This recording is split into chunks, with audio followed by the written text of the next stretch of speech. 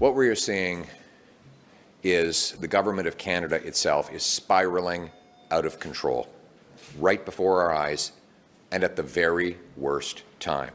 Today, mere hours before Trudeau's finance minister was to deliver a fall economic update that was expected to smash through her already massive deficit targets, she announced she no longer has confidence in the Prime Minister.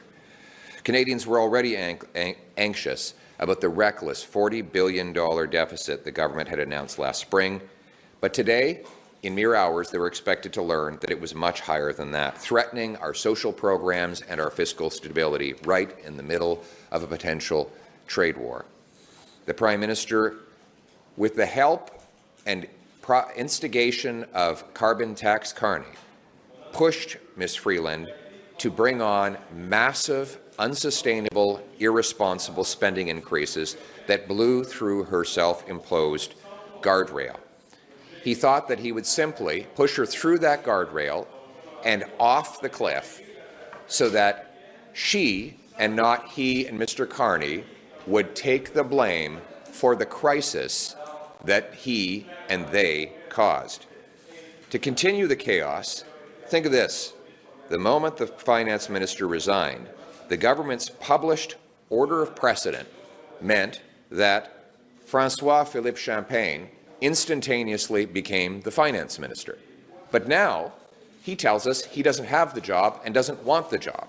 So it goes to the next minister who's on the published order of precedent, and that is Randy Boissonnault, more commonly known as the two Randys, the gentleman who had to resign because he falsely claimed he was Indigenous, falsely claimed that there were more than one Randy when it was all him and all in his head, and he is now technically our finance minister as we speak. We don't know for sure, though, if he'll still be finance minister in 3.5 hours when the scheduled fall economic update is expected to land. That update, by the way, is currently covered by a black blanket underneath a table. No one is allowed to look at it, even though journalists and parliamentarians showed up to read it in briefing rooms to this day, earlier today. So here we are. Everything is spiraling out of control. Out of control spending and bureaucracy has doubled housing costs, with 1,400 homeless encampments taking over Ontario alone. Out of control immigration has led to refugee camps opening in suburban Canada. And then we have 500,000 people in the country illegally, according to government estimates. Out of control crime overtakes our once tranquil streets, with gun crime having doubled.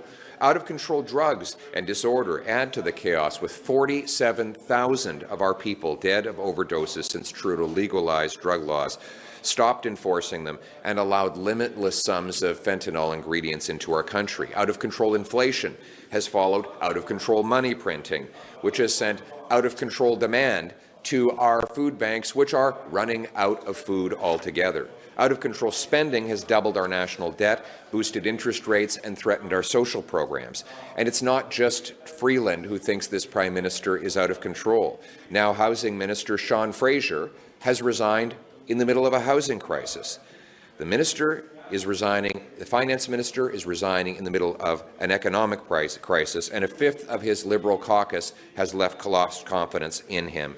Justin Trudeau has lost control, and yet he clings to power. We cannot accept this kind of chaos, division, weakness while we're staring down the barrel of a 25% tariff from our biggest trading partner and closest ally, which, by the way, is headed by a newly elected president with a strong and fresh mandate, a man who can spot weakness from a mile away.